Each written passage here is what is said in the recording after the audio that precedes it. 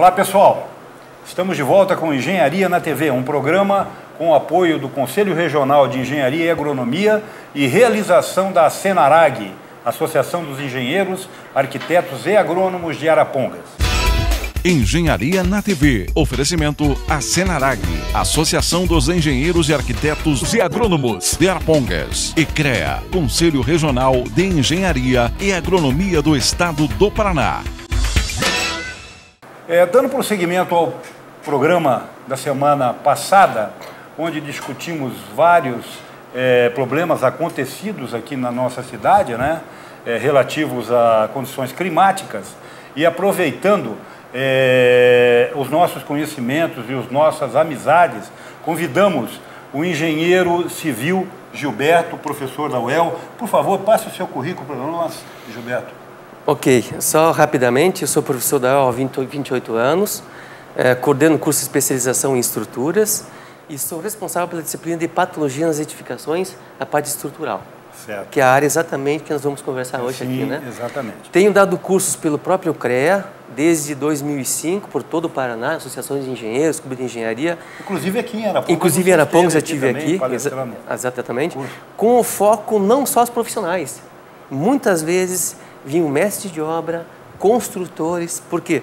Porque a minha conversa é muito prática, muito direta e independe do público. A ideia é melhorar a qualidade das edificações. É o nosso consumidor, o nosso proprietário que tem o seu dinheiro guardado, investido a sua vida ou penhorado por muitos anos financiando para depois ter que vivenciar, conviver com fissuras, com danos psicológicos que é difícil de mensurar, mesmo com segurança, mas com danos.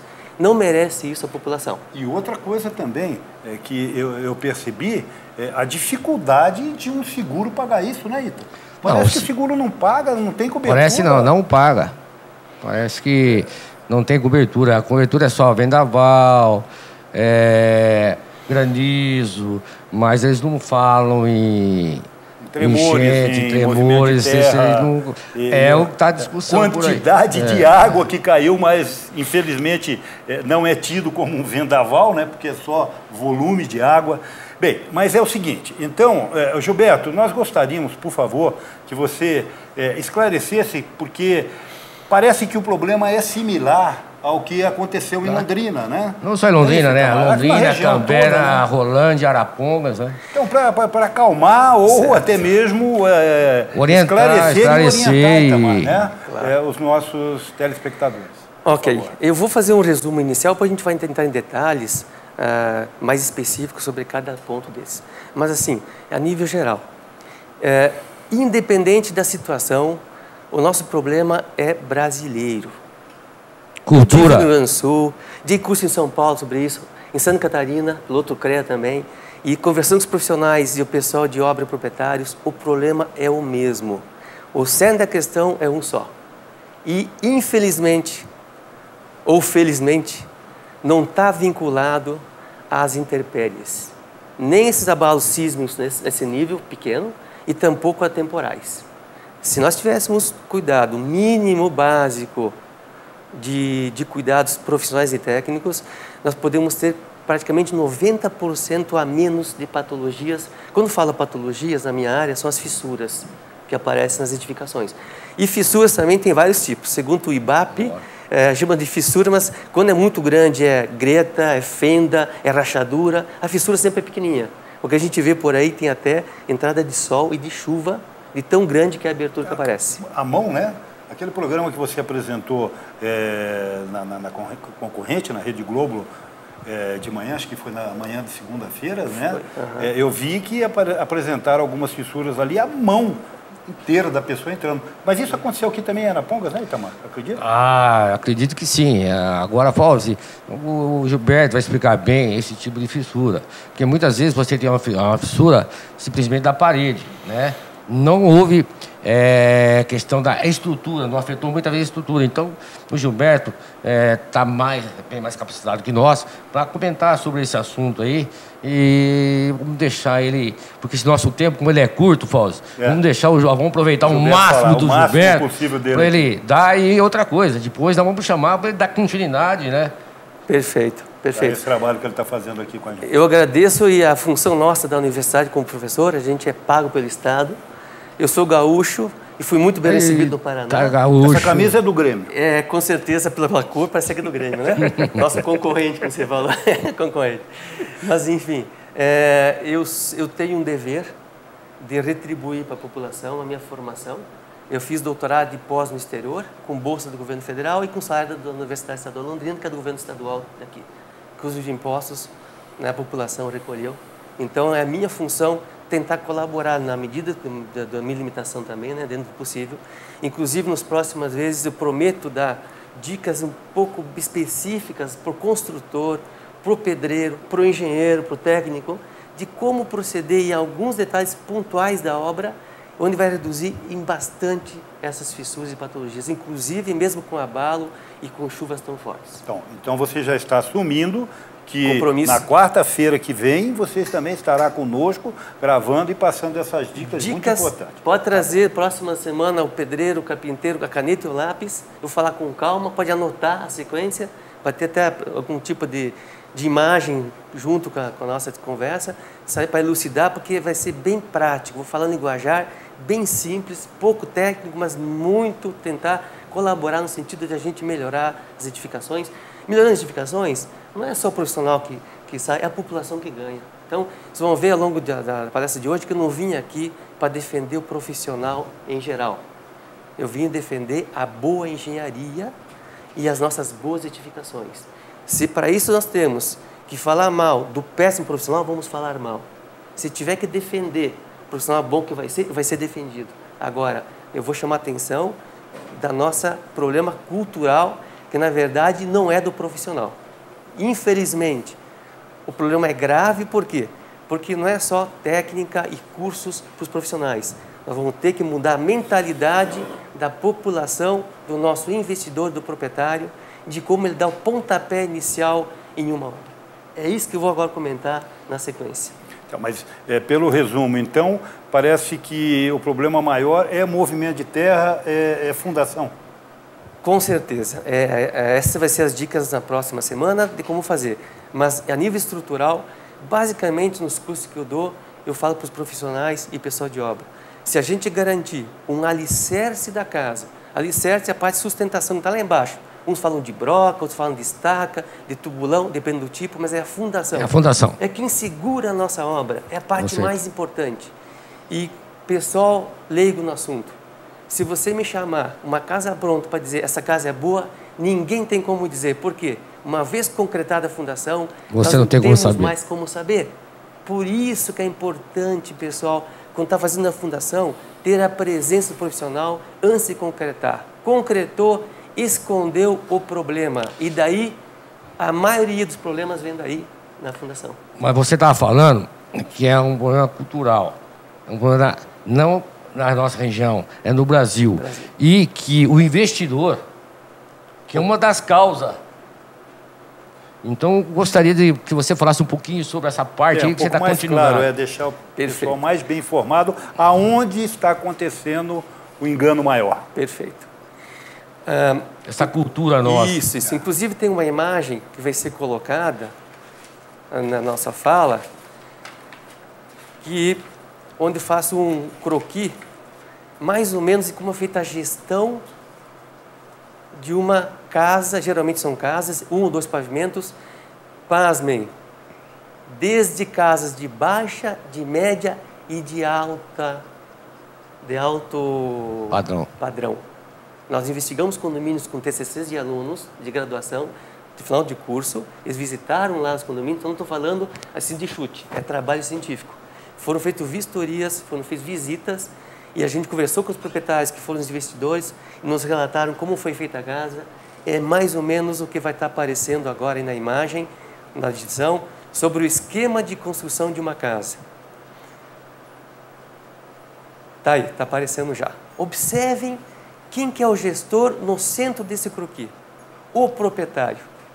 Gente, o proprietário, por mais que ele tenha alguma experiência, que fez alguma coisa, o que viu, ele não detém conhecimento técnico básico para gestionar, por exemplo, compra de material, de gestionar a construção, controlar a obra, não tem como. Ou às vezes eles chamam o construtor para isso, mas esses dois personagens, não têm estudo para isso. Embora sejam bem intencionados, mas uma falha pequena técnica é que leva ao processo vicioso. E esse é o ciclo vicioso. É o proprietário, é o cabeça do início, geralmente quer reduzir o custo inicial da obra, vai buscar o menor custo. Aí ele busca primeiro o construtor. Se eu estiver muito errado, o pessoal depois me corrige na próxima semana e dizem que é diferente. Mas, pelo menos o que a gente consultou e pesquisou, essa é a realidade da maioria. Tem exceções? Graças a Deus. Lógico, tem. Tem. Só que, infelizmente, é a minoria. Mas a maioria é assim mesmo. A maioria é assim. Então, qual que é o problema? Como o proprietário é leigo, o construtor é leigo em termos técnicos, vai ficar o quê? A busca do menor preço. Então, o projeto são muito pouco especificado, muito mal feito às vezes, porque pagou um desenhista para fazer, às vezes nem um arquiteto, um desenhista para fazer, está pouco especificado, fica para o pessoal da obra, coitados, não tem informação, eles têm que inventar, aí vem a gambiarra, porque não está claro os detalhes do projeto, não tem estrutural, não tem a fundação às vezes, muitas vezes, fica a cargo do construtor. E o profissional? Bom, o profissional, nós temos profissionais em engenharia excelentes. Olha o que se faz no mundo de qualidade. Obras que parecem impossíveis. A nossa engenharia tem todo o conhecimento técnico. O problema qual que é? É a busca da redução dos custos, falsa redução, que depois fica caro. Depois vai ter uma outra imagem que eu trouxe para mostrar sobre a questão dos custos. O custo inicial de uma obra é um custo pequeno, às vezes. Isso aí que eu ia falar, Gilberto. Ele vai economizar logo no início, que é a fundação. E a parte fica escondida. É a parte que fica escondida. E depois não tem como saber. Então, isso que eu vou falar na próxima semana. O que fazer para reduzir? Não precisa ter o profissional todo dia na obra. Não tem momentos importantes que tem que estar. E nesses momentos ele tem que estar. Não pode deixar para o executor, o pedreiro, ou o mestre, o construtor, a responsabilidade para decidir se está bom ou não. Ele não vai saber. Ele tem que entregar a obra rápida. O proprietário também tem outra falha, ele quer exigir rapidez. Poucos projetos e rapidez na execução. Então, está na fundação, está difícil. Encontrou uma pedra no caminho. Uma pedra no caminho, gente, para baixo pode ter solo pouco resistente. Se parar e fazer tudo igual, vai estar num solo ruim. Então, a imagem que podia ser colocada agora na sequência é exatamente sobre a questão do custo. Aí está um exemplo do que é o custo real de uma edificação. O custo inicial, aquele primeiro cubinho à esquerda, é desde o início do procedimento de construção, que passa pela contratação de projetos, contratação do profissional, essa parte inicial, até a entrega da chave. Tudo isso é inicial. Muita gente acha que isso é o custo total. Depende. Se for bem feita a casa, depois só tem que fazer pinturas para correção, pode ser. Mas geralmente não é, infelizmente. E as patologias que surgem, às vezes durante a construção ainda, antes de entregar a obra, já tem que intervenir e já entra no custo de manutenção. E aí os custos podem ser muito caros. E a de fundação é o mais caro que tem. Uma intervenção. Por exemplo, o cidadão está fazendo lá a sua construção, né? Ele contratou projetos, contratou o engenheiro, né? E a construtora ou o contratado ali está fazendo o pedreiro ou o construtor está executando a obra dele. De repente lá ele colocou uma broca lá de 6 metros, 9 metros, né? E já ouvi muito disso, né? Os próprios companheiros passam para a gente escuta. Aí chega alguém e fala assim, olha, mas é um exagero para o proprietário. Para que fazer 9 metros aqui de profundidade nessa broca aqui? Aqui isso aí é um exagero, para que usar esse tipo de ferro? Será que já não é isso que está ocasionando esses problemas até que aconteceram agora recentemente, Gilberto? Obrigado, Gerufaldi, sobre isso, porque eu trouxe também uma imagem, pode ser colocada agora, onde é sobre os efeitos da infiltração de água nas brocas. Está aí já. O pessoal é rápido, a edição, hein? Parabéns à nossa estrutura de base que já colocou. Olha, pessoal, como esse exemplo que eu trouxe é bem didático. Observe. Na nossa região, felizmente para a agricultura, é um solo vermelho, excelente, produtivo. Temos que, graças a Deus, o Paraná está muito bem em relação ao Brasil, economicamente, por conta disso. Ao solo muito bom e boa produtividade. Mas para a nossa área de engenharia, especialmente de fundações, e onde nossas brocas e estacas, onde a nossa raiz dos problemas e patologias das casas, quase 90% das fissuras ou mais. É esse um croquis que todo mundo tem que entender. Você construtor, você pedreiro, por favor, engenheiro arquitetos também, mas todo mundo está na obra, olha o porquê que às vezes o mestre com boa intenção fala assim, eu vou colocar 30 estacas em vez de 10, de 3 metros ao invés de 10 com 5. Não adianta eu colocar. Não adianta nada. Olha lá, olha só aquela estaca curta menor. Está num espaço da argila mole. A argila mole, enquanto estiver seca, não tiver a infiltração de água nela, ela trabalha muito bem. Isso feito em laboratório, em testes, funciona. Lateralmente tem um atrito lateral que segura além da ponta. Está perfeitamente instável. Às vezes a casa tem 20 anos, nunca teve nada. E a estaca deve sair. Ocorre o quê? Um vazamento da própria casa, da edificação, na tubulação de esgoto de água ou também na rede de saneamento que passa próxima à casa, pode ter um vazamento embaixo. E esse vazamento, se chega a atingir essas brocas pequenas, lateralmente, essa argila mole vira um sabão. E esse sabão perde o atrito. O atrito lateral é o mais importante nesse solo. O de ponta não tem nada. Toda a carga vai na ponta, aquelas flechinhas vermelhas indicam quando a infiltração chegou na estaca. Ele tenta apoiar a ponta e aí encontra um solo frágil, muito mole, e a estaca desce. O que você acha que acontece, proprietário da casa, pedreiro e mestre, quando o nosso alicerce cede? Vai rachar. A casa não vai descer? Sim. E geralmente não desce tudo igual. Quando desce um lado mais que o outro, provoca o que a gente chama na academia de recalque diferencial. Acomodações diferenciais. Por quê? Se todas as estacas descerem junto, é possível não ter nenhuma fissura na obra. Acredito nisso? Então, exemplo seria um radier, por exemplo? É, mas o radier pode girar. Não, ele pode girar, mas a tendência dele era... Já melhora bastante. Já melhora bastante. Isso. O problema é o diferencial. Quando não há o diferencial, pode ter uma deformação, acomodação uniforme e não ter nenhuma fissura. Menos mal. Mas geralmente não é assim. Outra coisa, as estacas, no mesmo terreno, pode voltar a imagem das estacas de novo, por favor? No mesmo terreno esse aí, essa espessura de argila mole, eu posso ter num setor com 5 metros. E o terreno lá embaixo, pessoal, varia aleatoriamente, ninguém conhece. É uma zona totalmente desconhecida. É a área de engenharia civil que a gente menos conhece. E, por mais que se estude, a gente não conhece. Então, o que se recomenda? Cada broca feita, o certo é ter o profissional, nesse momento, antes de concretar, examinar que solo saiu por último. Se saiu uma argila mole ainda, manda escavar de novo. Mesmo que na região dizem que é 5 metros de profundidade. Dizem, porque tem muito deleno também, né? Ah, aqui em tal cidade é 5 metros. Pessoal, olho, cuidado. Eu na minha casa não vou confiar nisso não. No mesmo terreno. Então tem que fazer uma estaca, escavou. Chegou num solo mais arenoso, pessoal, esse solo já é bom. A ponta ali vai estar mais tranquila. Aí parou. A próxima, se der a mesma profundidade, ótimo. Deu mais curto, não tem problema, faz parte do nosso solo. Mas buscar o solo compacto, de forma arenoso, é sempre melhor que a argila mole. Então, Gilberto, então deixar bem claro, né, que não importa a quantidade de estacas. Não. O importante é a profundidade. A qualidade.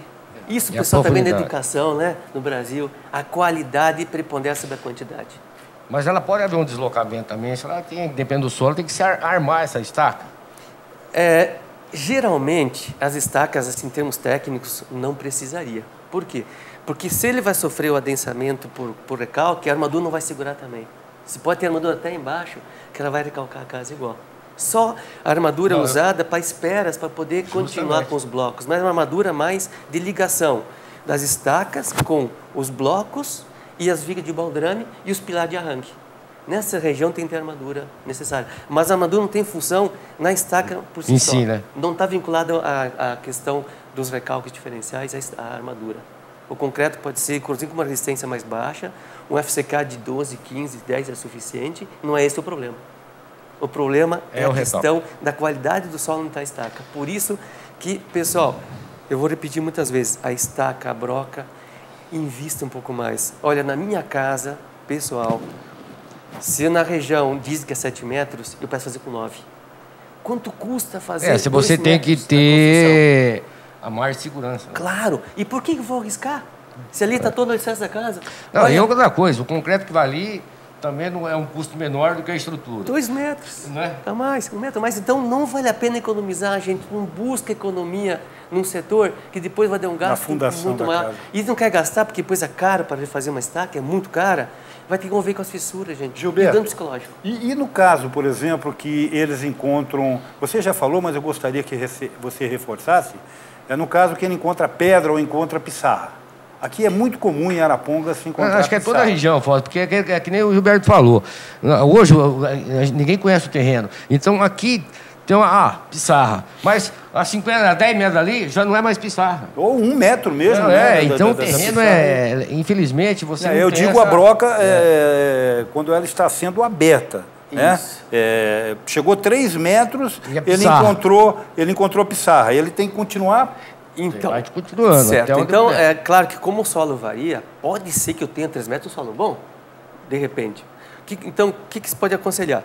Você tem outra estaca prevista no outro setor do terreno, que sempre tem, vai fazer outras. Deixa aquela, por enquanto, aberta, não concreta, pelo amor de Deus. Concretou, perdemos tudo. Não concreta. Faz outra broca e vê. Se na vizinha do lado chegou a dar mais profundidade, ali tem um detalhe no caminho que tem que ser tirado. Se não vai ser no manual, gente... Paga um pouco mais o proprietário, contrata um equipamento, uma máquina, um motor, um caminhão, que tem a broca aquela... E essa perfura tudo e chega lá embaixo. Não para aí. Deixa do manual e passa para o mecanizado. Vale a pena gastar um pouco mais com o serviço de uma empresa especializada, mas com equipamento mecânico para poder chegar, passar pela estaca. Ou senão, então, muda a posição, muda o projeto, mas não para aí. Por quê? Porque essa pedra vai empurrar argila embaixo e vai deformar igual. A pedra vai ser o quê? A continuação da estaca. Se embaixo tem solo ruim, é o mesmo desenho. Se movimentou lá embaixo, vai movimentar em cima nada. também. Então não parem. Deu pedra no caminho, gente? Não vão achar que é solo bom, não. Não confiem. O solo ele é ingrato. É traiçoeiro. Né? Ele é traiçoeiro. A gente tem que tomar cuidado, examinando camada por camada, até chegar numa região mais firme, né? Isso. É o que você está dizendo. Até aí a gente está... Agora, como você disse, nós aqui sabemos que no sul do país, aqui, a nossa região, a terra é roxa, ela é muito porosa. E é por isso que aqui a agricultura aqui é uma bênção. Por quê? Tem o oxigênio, tem a água. Vou te dar um exemplo que está acontecendo agora. Choveu demais. Demais da conta. E o pessoal plantou soja. O que aconteceu com a soja? O que está acontecendo com a soja agora? A soja, a raiz não desceu, a raiz ficou na superfície. Por quê? Porque a água está na superfície. Agora deu essa seca, esse sol aí, o que aconteceu? A raiz está lá em cima. Se não chover, perde a soja. Por quê? A raiz não vai descer mais. A raiz está em cima. Entendi. Você vê como que é a natureza? Realmente a natureza Por isso que é interessante também, né? Teu lado é interessante. Eu só estou dando um exemplo da umidade que provoca a terra. Eu quis fazer uma relação com que é a natureza. Então, eu gostaria de pegar como resumo essa parte inicial e jogar isso para o nosso gestor, que é o ator mais importante no processo, que é o nosso proprietário. É ele que inicia e ele é o prejudicado. Olha nesse processo. Pessoal, não compensa. Pensem bem, você investidor, proprietário, que quer fazer a casa. Não comece mal. O que é começar mal? Começar de forma equivocada, querendo buscar economia na parte mais importante e decisiva, que é um bom profissional. Como se encontra um bom profissional? Quer um conselho? Busque conhecidos que fizeram uma casa há pouco tempo, ou mais tempo. Quem foi o engenheiro que fez? Vai conversar com o proprietário dessa casa, como é que ela está, está satisfeito, deu patologia. Esses já são os tios. Tem todos os projetos? Não estão, então providencia os projetos. Completa com eles. Não precisa fundação, de acordo com a prefeitura. Exija fundação, pague um especialista para definir o projeto. O estrutural, tudo é bom ter todos. Por quê? Isso também serve depois que a gente vai levantar patologias, a gente vai ver na prefeitura os projetos. Quando falta tudo, como é que eu vou saber como foi feito? Gilberto, e acompanhamento na própria área, Mas a questão é essa, na própria área de eletricidade, Itamar. O principal é acompanhamento. Eu sou chamado, né, às vezes, para verificar problemas em casas aí de 3 milhões de reais, ou seja, uma casa que deveria ter uma qualidade de instalação elétrica e não tem, como se fosse de uma casa popular. Ou seja, tudo isso é o acompanhamento do engenheiro, é o acompanhamento do profissional. Você falou uma coisa correta aí, Foz. Se você for em maioria das casas, é muita gambiarra. A gambiarra está na parte hidráulica, está na parte elétrica. Em todas as partes ela tem gambiarra. Parece que que o Gilberto falou. A nossa cultura, eu acho que é assim, né? Meio na gambiarra. Vamos lá. Depois vamos ver o que vai dar. E agora, infelizmente, ninguém queria que isso acontecesse, mas, é como a gente diz, esse veio para mostrar que nós temos que pensar diferente. Graças a Deus, ninguém se acidentou. Ninguém se machucou, tal. Podemos evitar então, realmente agora, um desastre tem que pensar diferente. Que profissional, tem muitos profissionais bons, muitos pedreiros bons, tem os consultores bons, engenheiros excelentes. O que falta mesmo, Gilberto, é que o cara contrata o engenheiro e fala assim, você da minha obra. Não, e pague o engenheiro para ficar na obra dele. E acompanhar o serviço. Exatamente. Porque o engenheiro hoje vai na obra, tem que pegar 1, 4, 5, 6 obras para ele sobreviver. Você entendeu? Então o cara sai daqui, vai ali, não dá conta de olhar tudo. Agora, se contrata pela obra, aí ele tem condições de ficar naquela obra, pegar 2 obrinhas, 3 obras, 2 obras, 3 obras para cuidar. Não precisa mais que isso. Tem casas aí que o prejuízo aí, por exemplo, vamos colocar por baixo, que ficou em torno de R$20 mil. Poxa, será que se ele não gastasse até um pouquinho menos com o profissional, né, para fazer os acompanhamentos na hora certa, na sua residência, na construção da sua residência, já não teria ganho muito? E outra coisa, não teria o risco, né, de uma hora ou outra acontecer um desastre maior, que esse é o medo realmente. Aproveitando o gancho, para mim, em termos acadêmicos, né, de preocupação com a qualidade da construção, ter uma obra na clandestinidade significa sem RT. E ter uma obra com RT sem engenheiro presente é a mesma coisa. Proprietário, é a mesma coisa. Não adianta pegar uma obra assinada por qualquer profissional, arquiteto ou engenheiro, só porque está assinada e está recolhida RT. Só para dar entrada na papelada da prefeitura ou na papelada que é necessária. E obra clandestina sem nada é a mesma coisa. Por quê? Porque ficou a cargo de um leigo, que é o construtor, a decisão técnica da execução da obra. E isso, pessoal, é garantido em sucessos. Pode escrever que vai dar problema mais dia, menos dia. Então, isso é carta marcada. Só para aproveitar em termos históricos, até o século XIX, 1800 e poucos, a engenharia era empírica. Começou os estudiosos a propor teorias, formulações matemáticas, graças a Deus, Hooke, etc. e tal, e permitimos hoje em dia estimar com segurança os projetos, com segurança normativa, sempre garantido, mas sabemos o que estamos fazendo. A gente não exagera nos materiais e também não fica aqui na segurança. Por quê? Graças aos estudos. Até 1800 e poucos, as construções eram feitas por consultores, tentativa e erro. E como é feito hoje? Olha só, estamos no século XXI, fazendo obras de sistema arcaico antigo ainda. Por quê? Não tem profissional, são construtores que fazem e pode dar erro. Aí como é que vai aprender? Pode fazer 30 anos errado e achar que está certo. Porque ele não volta para suas obras de construtor. Ele não é responsável técnico, fica a cargo dos proprietários.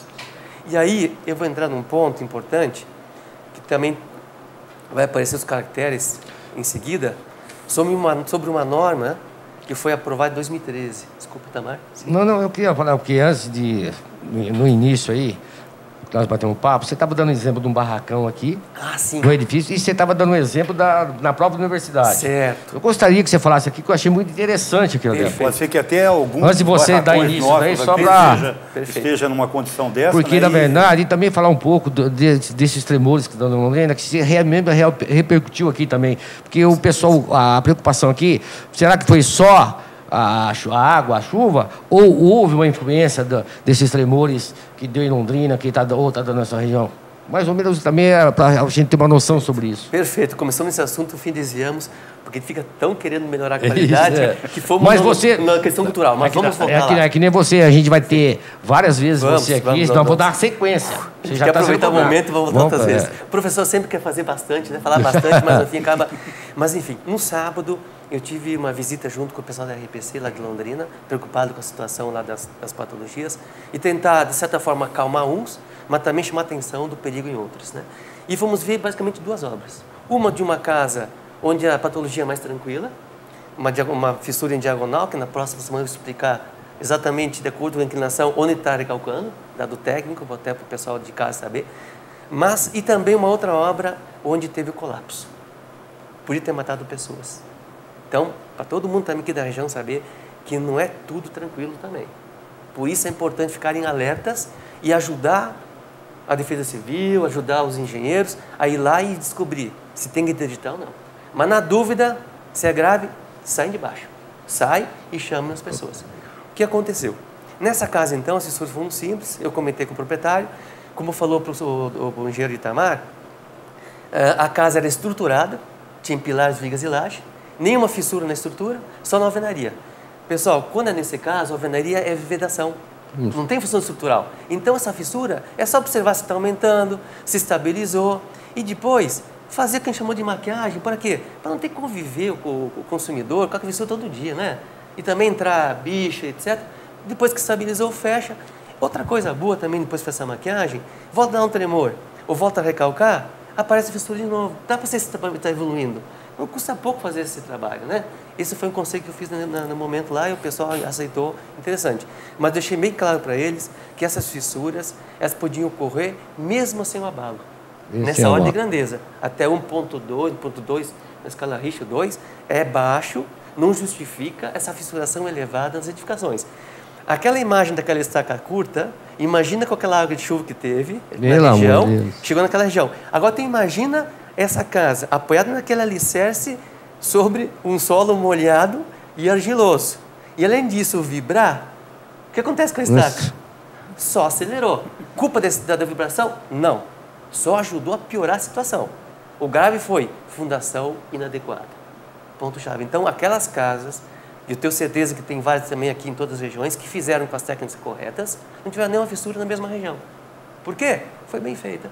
Então, não se associe, pessoal. Não desvie a atenção, não desvie o foco. Mas, na verdade, cada terreno que alguém está falando, aqui é um terreno, aqui do lado é outro. É outro. Então... Só que o problema é que ali mesmo assim a fundação foi muito mal feita, independente. Então, não teve cuidado técnico, com certeza não teve um profissional acompanhando, como o doutor, que a gente comentou, e essa é a razão próxima. A outra obra, então, que eu vou relatar, e essa, na semana anterior a essa visita lá no barracão do sábado, o pessoal da UEL, da Prefeitura do Campos, me chamou para ver um laboratório, lá do CTU, inclusive, do centro que eu trabalho, da arquitetura, a maquetaria, onde nós temos lá barracões pré-moldados, foram doados, muito antigamente, sem dinheiro, com custo com doação, e foi feita uma fundação muito simples na época. Eu tenho um relato do professor responsável, feita uma sapata sobre argila. Mas como não tinha dinheiro... Sem baldrame de segurança. Superficial. O que aconteceu? Uma região lá, por caimento de água, acumulou água numa região que foi muita água, ficou um poço, penetrou nessas fundações e começou a descer nos pilares, provocando fissura no piso e movimentos no pórtico pré-moldado. Como esse pórtico pré-moldado tem tirantes embaixo, a gente observou que os tirantes estavam um pouco esticados, mas estavam íntegros, sem nenhum tipo de fissura. Aparentemente deixamos em observação. Interditamos só aquele setor do laboratório e deixamos em funcionamento com aulas, porque teve greve esse ano passado, estamos em aula na universidade, cheio de aluno lá dentro, e eu fiquei com aquilo na cabeça. E no sábado, por coincidência, fomos visitar esse barracão lá no Jardim Califórnia, que é a região que está tendo o epicentro dos abalos. E quando eu cheguei nesse galpão, e olhei, vi a estrutura no chão, vi pré-moldado e os cabos, eu fiquei pasmo. O pessoal fica perguntando o que houve. Eu estou preocupado com a minha universidade. Por quê? Idêntico a esse barracão, lá tem o mesmo pilar similar deformando e tem os tirantes esticados, não dá para saber a gravidade ainda, sendo que aqui caiu e lá não caiu ainda. Na segunda-feira, eu fui bem cedo lá na universidade, chamei o chefe do departamento, o chefe do laboratório, interditamos e agora vamos tomar providências de escorar, fazer a correção das infiltrações, que é o foco, verificar os tirantes, vamos poder até tirar os tirantes e botar novos. Então, aí no caso, nós temos muitas indústrias aqui com barracões. Qual que seria a orientação para eles, Gilberto? Certo. Se observar qualquer fissura importante no piso, próximos a esses tirantes, por que no piso? Porque muitos não têm alvenaria, às vezes, no entorno, e a alvenaria, embora a fissura, é legal porque ele nos mostra o recalque. Embora ele não vai cair, ele mostra. Então, quando a patologia ela mostra para a gente consegue escorar, tomar providência. Quando não mostra, que é o perigo. E aquele barracão foi esse problema. Por quê? Porque o pré-moldado em cima, ele tem vinculação todo como rótula. aceita movimentos. A gente não enxerga o movimento. Não fissurou o pilar pré-moldado nem o sistema de vigas. E o tirante é metálico. Esse que é o problema. Ele não mostra. Camuflou. E de repente, como é que funciona essa ruptura? O tirante rompendo, a cobertura perde o controle de esforço horizontal, empuxo horizontal, expulsa os pilares pré-moldados para fora e a cobertura vem para baixo. Mas isso de forma instantânea. Não tem nem como dar 10 passos quem está dentro.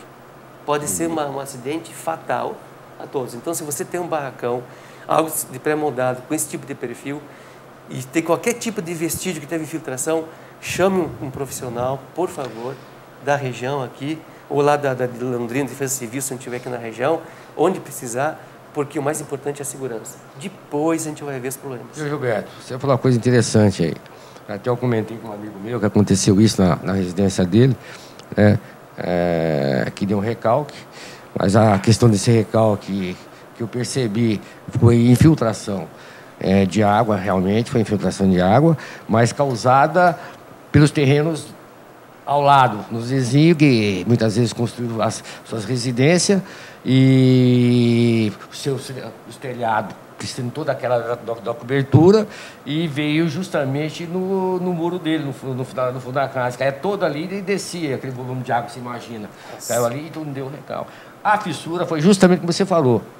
Em diagonal. Diagonal. Aí você olha para cima, você vê a viga, não teve o trinco em cima, o baldame, a coluna ela para aqui, aí a fissura começa na outra parede, ela pula a estrutura, entendeu? Então, não houve essa questão. Aí, simplesmente, cheguei para ele e falei, olha, tudo bem, tal, mas só que a gente não sabe o que vai acontecer à noite. Você está dormindo, dá uma chuva aí, a gente não sabe. Então, quando chegar à noite, vai para o outro canto da casa, vai lá na edícula sua, lá que lá não tinha fissura, não tinha nada, tá tudo certinho, vai para lá e tal. É melhor prevenir do que remediar. Remediar. E você marca as paredes para a gente ver. Eu falei, mas tem que arrumar. Eu falei, não adianta você arrumar a parede agora. Não. Porque você tem que realmente ver, sanar o que é a infiltração que está havendo. Porque aquela parede aberta, se acontecer uma chuva, ela ainda pode aliviar a tua estrutura. Como ela ficou frágil, ela pode estourar e vir aqui para dentro, sem afetar a tua estrutura. Agora, se você fechar e tentar fazer ela bem mais reforçada que a tua estrutura, é capaz de afetar a estrutura. Aproveitando o gancho das fissuras, a imagem colocada agora aí para o telespectador, eu trouxe também como esquema, fissuras em diagonal em paredes são típicas de recalque de uma fundação. Quando a fissura tem aquela inclinação observada ali, o recalque é da fundação da direita. Tem uma outra imagem que vai ser colocada agora, anterior a essa, aí. Quando o recalque a broca da esquerda, muda a angulação. Se a nossa muro ou parede da casa for bloco de concreto, a fissura típica é aquela que acompanha o bloco, na direita. Se não a outra. Para ter uma ideia do efeito de esforço, essa fissura não é só no reboco, não. Ele rompe outro bloco. Ele rompe o tijolo, tanta a força que tem. Às vezes milímetros de recalque rompe. Então, o que colocou o engenheiro Itamar é correto em termos de acompanhamento. Por quê? No início da fissura, ela começa fininha e vai aumentando o comprimento. Então, enquanto a fissura não atingir o final da parede, não vale a pena observar a abertura, porque é pequena a variação. Marque com uma caneta o dia onde terminou a fissura, a ponta que avança, marque o dia com a cor azul. Deixa passar 2, 3 semanas, ou uma semana, depende da evolução. Se a fissura está avançando, marque o tempo que demorou, outro dia, e põe outra cor. Depois vem o profissional e você relata o que você mediu.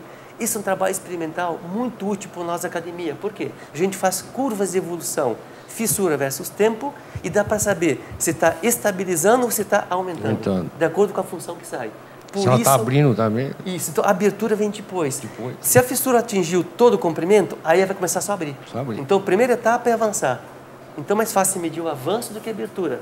Com regra tu não consegue medir. Mas a partir que ela chegou no ponto, aí começa a abertura. Aí já começa a abrir bastante, mas no começo ela é a comprimento. Então no começo vão no comprimento e observa onde terminou. Se botar uma lanterna é melhor, se enxerga melhor onde está terminando a fissurinha. É uma micro fissura. Onde ela vai, sempre ela vai avançando, até encontrar o fim da parede. Essa é uma dica, então, prática para o pessoal de casa mesmo poder fazer pelo menos a anotação. Depois vem o profissional, olha, vê as datas feitas, vê o delta T em cada um e outro e sai uma curva. e na cruz dá para saber se está estabilizando, ou está avançando, ou está em linear. Para dizer, não, pode fazer a correção ou espera um pouco mais. Obrigado pela intervenção, muito boa. Não, não é a questão é que as pessoas ficam muito apavoradas de arrumar a casa antes de ele saber resolver a questão. O que causou aqui? Mesmo porque está vindo muita água, né? Tá então, mas não adianta ele fazer ele tampar, Valso, mas é que eu falo, não adianta ele correr atrás, eu vou tampar aqui, mas ele está tampando, mas a questão que causou aquilo, ele não arrumou. Então, por que evolui a fissura? É bom o pessoal saber por que a fissura pode abrir, inclusive a abertura fica muito grande em 30 centímetros. Aquela imagem, se podia colocar de novo as estacas, que é o nosso foco principal das causas das fissuras. Aquela imagem anterior. Isso, essa aí. Observe aquela estaca curta lá. Quanto mais distante ela estiver do solo resistente, mais vai progredir a fissura enquanto chover e tiver abalo. Por quê? Enquanto a ponta não alcançar o solo resistente, infelizmente, vai avançar as fissuras na casa. Está associado a isso. Então, se você fizer uma estaca muito curta, vai pagar muito caro por isso. E às vezes só a demolição da casa, tão grande a abertura e tão cara uma estaca nova, fazer, é caríssimo. Eu não tenho ordem aqui, mas bom, são empresas e fundações. É caríssimo, às vezes 5 vezes mais uma estaca normal, inicial. Não vale a pena, é melhor fazer a demolição. Para te ver como pode ser grande a abertura. Então, o grau de abertura e de avanço e de estabilização tem a ver com a qualidade da estaca executada. Quanto mais longa ele fez e mais próximo do solo resistente, mais rápido estabiliza. Quanto menor for essa broca, menos pior foi a qualidade, mais caro paga-se depois. Então, de novo, voltamos no foco. E isso, pessoal, não percam. Isso tem a ver com o quê? Com a construção controlada por um bom profissional, não com o construtor e nem com o mestre, porque não conhece da técnica, não conhece o solo, como também nós. Mas a gente sabe das consequências, o engenheiro sabe das consequências. Ô, Gilberto, e somos responsáveis por isso. Agora, falando um pouquinho dos tremores, o que você pode dizer para nós sobre o que está acontecendo, esses abalos aí, o que vocês têm em concreto, se realmente esses abalos chegou na nossa região aqui? Porque muitas vezes as pessoas dizem, uns dizem que sim, outros dizem que não, né? É como você disse, como eu pensei, muitas vezes tem casa de 30 anos aqui em Arapongas, principalmente no centro, tem casa aqui de 30, 40, 50 anos que nunca teve um trinco. Aí eu falei pro pessoal, aí eu até conversei com uns amigos, né, conversa comigo, fui ver tomar casa, e falei, olha, eu me lembro quando eu era jovem, 12 anos de idade, faz tempo, 10 anos de idade, passa rápido. Todas as casas de Arapongas, a maioria delas tinha poço, água, no quintal, água. Naquela época pegava com poço. Toda a casa tinha fossa. Então a gente conversava. Essas fossas, aumentou uma, a tampa, uma, põe a outra e tal. E depois, aí veio a água enganada, veio tudo certinho, esse poço foi aterrado, está tudo aterrado. Com esse volume de água, houve a infiltração. Quem disse, porque não deu para mim ver, como você fala, a gente não pode julgar, mas quem não... será que esse poço que foi aterrado há 30, 40 anos atrás, não deu uma... ajuda também, uma baixadinha, por causa que a água encharcou. E principalmente, onde dá o recalque é em terreno plano, Fausto. Por incrível que pareça, no terreno plano é o que dá o recalque, é o que dá mais água. Do que o inclinado ainda vai. E o plano é o que puxa, né? Que dá o recalque. Estou correto ou não? O problema de uma construção, quando é inclinado, o problema é que geralmente tem corte e aterro. Isso, pessoal, depois vou dar dicas nos próximos dias deixa de como se faz o adensamento dessa parte aterrada, que esse é outro filão de muitas construções, é um vilão, sabe disso. Bom, vamos voltar então à questão lá. Eu não faço parte do grupo de expertos que estão acompanhando esse problema da parte sísmica, porque é uma área de geólogos, né? Alguns que pesquisam fundações, mas é mais geólogos, porque tem estudo de rochas e profundidade, históricos de abalos no Brasil. Então, tem um grupo da USP, junto com o professor da Universidade de Londrina, que é o professor Pinese, que estão dentro disso, estão trabalhando com bastante lisura, porque estão sendo prudentes, e tem que ser. Não se pode colocar nada de achismos em televisão, porque isso pode gerar problemas sociais, que nem se sabe. Inclusive, no começo, teve um pouco de desvio, quando começaram a culpar órgãos, tipo Sanepar e outros, e agora se observou que realmente da Sanepar já foi descartado. Mas, enfim, ontem saiu um laudo último desse grupo de expertos. E nesse laudo, eles não afirmam 100%, porque realmente não tem como, mas baseados nos sismógrafos e baseados na formação das nossas rochas e a profundidade que deu os epicentros, eles estão argumentando que a grande possibilidade são pequenos movimentos milimétricos entre camadas de rochas que são do tipo basálticas, que estão se acomodando. A região nossa é isso mesmo. Então, cada movimento de 1 milímetro que está se soltando é possível provocar esse tipo de abalo, dessa magnitude que deu, e também dos ruídos que foram observados. Tem muita lógica. Agora, daí a gente achar que é tudo causa natural, como falou Itamar, cuidado. Eu também tenho reservas, eu acho que nós humanos estamos estragando muita coisa na natureza. Especialmente, eu também não estou culpando nada, estou botando mais coisas para a gente questionar. É lógico, Os poços artesianos que foram feitos de forma indiscriminada, tirando água dos subsolos, também é um fato a ser discutido. Freático, né? A ser discutido, não estou culpando também isso, mas a ser discutido, pelo menos, botar algo a mais. Não estou dizendo que é culpa de nada, mas enfim, temos que ter cuidado. Por quê? Porque lá embaixo, tudo que sai gera vazios. Gera vazios. E tudo que é vazio, às vezes, é compressíveis. E são compressíveis, são deformáveis, gera acomodações. Os tiros têm que ser dados. Então, culpar só natural, eu também não colocaria. Nós podemos ter cuidado e investigar. Mas a grande chance de ser movimentos... É um conjunto de fatores. É um conjunto. Mas, de qualquer forma, é incontrolável. Ninguém consegue controlar. Nós temos que rezar, segundo o grupo lá que está de espertos, que não ocorra nada maior. Ninguém sabe. Pode ter uma acomodação de 1 milímetro ou de 10 milímetros. Se for de 10, pode dar uma escala muito maior. E, infelizmente, considerando as construções das nossas casas, realmente com qualidade muito baixa das fundações, a maioria... Isso é no Brasil, né? É um problema sério que podemos ter com as nossas casas. É só vocês observarem no Haiti, que aconteceu, com construções também lá do tipo nossa de casas, ter muito cuidado com fundações. Teve um tremor em escala alta e uma cidade praticamente foi arrasada. Infelizmente, a gente não quer que chegue a isso, mas por isso é importante, pessoal, quem começa a fazer uma casa agora, você proprietário, que está pensando em fazer sua casa, está construindo, pelo amor de Deus, faça essa fundação, gaste um pouco mais, garanta, não conta com as incertezas do solo, com as incertezas das intempéries, porque a chuva sempre vai ter. Siga o cálculo. Cíclico. Não, Chuvaradas cíclicas, vão acontecer sempre. Cíclico, infiltrações da casa vão ter sempre, vazamentos vão ter. E outra coisa, Gilberto, mudou. Mudou esse volume de água. Antigamente você levava... nunca choveu. Foi 280 milímetros, foi 280 milímetros de um dia para o outro. Né? Agora, isso daí é um mês. Vai ter de novo um dia. Né? Ou então, se está acontecendo agora, ela pode repetir. Aí eu pergunto, e as casas que não aconteceu nada? O que significa? Foram bem feitas, então não podemos... Mas a gente não sabe amanhã também, claro, né? Eu acho o momento que culminou com esse temporal e com abalo, pessoal na engenharia, todas as evoluções que tiveram foram em cima de tragédias. Infelizmente, é assim que funciona. Agora me explica só Graças a tragédias, a gente evolui. Eu espero que nessas tragédias, pessoal, não usamos a culpa só nisso. Aprendemos com isso e façamos casas, edificações bem feitas segundo a técnica que rege as normas e que a gente vai ter tranquilidade no futuro. E o proprietário zelado com seu patrimônio e com estabilidade da sua residência. Ô, Gilberto, só queria fazer um detalhezinho. Então, o movimento é de milímetros. Tá?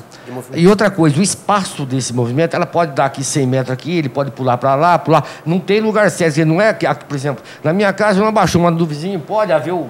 Certo. Pode acontecer isso? Sim, isso porque o pessoal fala assim, pô, mas se foi uma mala, tinha que ser todo mundo. E não é assim também. Não, né? é assim. Essa parte eu vi o técnico falando, então eu não sou gostaria... da área, mas eu vi o técnico explicando. O que explicou o técnico expert lá da USP, junto com o professor Pinesi? É que esse movimento de camadas de rochosas, são rochas grandes lá embaixo, profundas, né? 1 milímetro, gera esse abalo forte. Pela rocha, as ondas transmitem a uma distância muito grande. Então, pode ter acontecido que o epicentro foi Londrina, e lá deu 1,5 até 2 a escala Richter, só que as ondas que chegaram aqui foram um pouco menores, mas pode chegar a 1, mas é reflexo de lá. Pela rocha anda essa... Então, não é que tem epicentro aqui. Aqui só tem os rescaldos. Teve casos no Chile ano passado, lembram? Que teve aqui no Brasil. Repercutiu no Brasil. E por quê? Porque foi mais profundo ainda. Então vai mais longe ainda. Quanto mais profundo for essa falha e esse movimento milimétrico, mais longo o alcance. Então aqui é possível que foi um reflexo dos epicentros na região do Califórnia, lá em Londrina, que refletiu também aqui. Então, sempre aqui foi menor que lá. Mas interessante que eu ouvi, eu estava lendo ali, interessante que eu ouvi, andei me informando, perguntando ali, de falar que deu aquela região do Quatuí para cá, por lá de Londrina, pro outro lado de Londrina, não houve nada. Sim, porque lá embaixo a formação de rochosa Era como outra. as nossas montanhas. Você não sabe de onde que direção que está. Né? Então ela vai onde está mais ligada, pegou uma onde faixa. não tem falhas. Então é que Então, nem a água, monolítica. ela procura o seu caminho. Vai, então a onda vai por onde pode Pra passar. onda, é que nem a Então, água. Com certeza essa rocha tem uma continuidade dela sem falhas para cá, daquela região, e não tanto para lá. É como a água. Se a explicação do expert, eu estou seguindo a explicação do expert, pessoal, não me culpe a mim, porque eu estou seguindo o que eu vi. Não, mas faz sentido, pelo menos. Estou falando assim, faz sentido, porque a água também, você solta ela aqui, ela vai procurar o caminho dela. Ela vai o caminho dela. Então, Ela vai no caminho dela. Muitas vezes ela passa na sua casa e não passa na minha que está do lado. Isso. Então, no momento, segundo a USP, os epicentros marcados são todos na região de Londrina e naqueles bairros. Os demais parece que foram reflexos de lá. Agora, se tiver que na região medições mais fortes, com certeza vão ter também epicentros aqui. Eu acho que deve ter... Esperamos que não, porque... Eu acho que o pessoal... Eu acho que quando eles fizeram lá, eu acho que deve ter como deu um aqui para saber se houve um reflexo. Não, teria que ter um ponto aqui, né? 1 ou 2, só para fazer essa análise, para ter uma certeza do... Né? Mas lá, os medidores captam se estiver aqui. Ah, fazem. E fazem. Então, ele pega essa área toda? E pelo tempo que demora, ele sabe a distância que tem. Tudo é calculado, eles têm tudo calculado. Medido. Então, entendi. O tempo que dá, sabe? Então, até o momento, os epicentros... Mas ele sabe o tempo que dá aqui e o grau também? O grau também, a intensidade também. A intensidade também. Porque ele perde intensidade com a distância e a onda vai baixando. Então, pelo comprimento de onda, eles têm tudo marcado lá. Mas só isso que eu queria entender.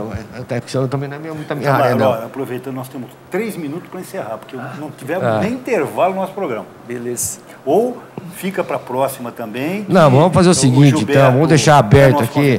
Gilberto, quarta-feira, próxima quarta você estará aqui. Vamos dar prosseguimento. Já dá para confirmar, já dá para confirmar isso? Eu acho que está previsto para hoje, já falei. Do que estou vendo aqui, acho que falei tudo. Eu trouxe também aqui, porque senão sabe, eu gosto de trazer preparar para não esquecer de alguma coisa. Mas graças ao Itamar e o Fauzi, eles me provocaram, eu acho que eu falei até mais do que estava previsto. Mas assim, eu agradeço muito.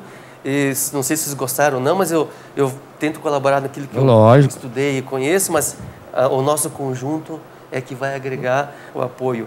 Agora, assim, eu gostaria de deixar claro de novo, você, proprietário, é a pessoa mais importante, tanto no início do processo, quanto na solução do problema.